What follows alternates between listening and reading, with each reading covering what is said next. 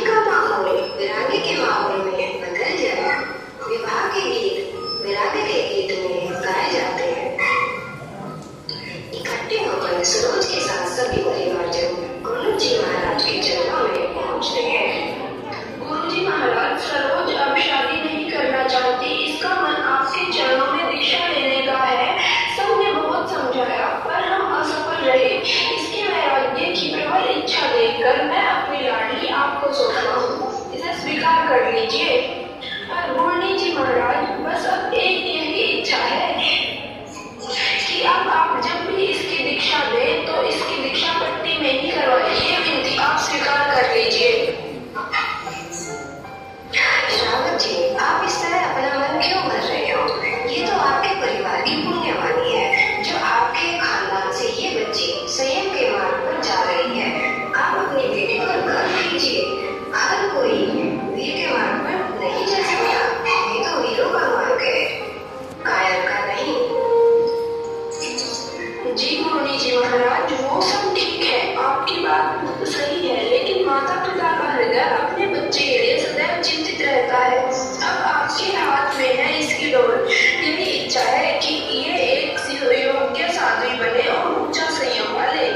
पिताजी, आपने मुझे आज्ञा प्रदान कर मुझ पर अनंत उपकार किया है और मैं आपको ये पूरा आश्वासन देती हूँ कि आपकी बेटी आपका नाम इतना रोशन करेगी कि आपको मुझ पर नाज होगा। संयम की उस पर चादर लेकर उसे बेदाग एवं निरातर मन सब गुरु चरणों में समर्पित रहेगा।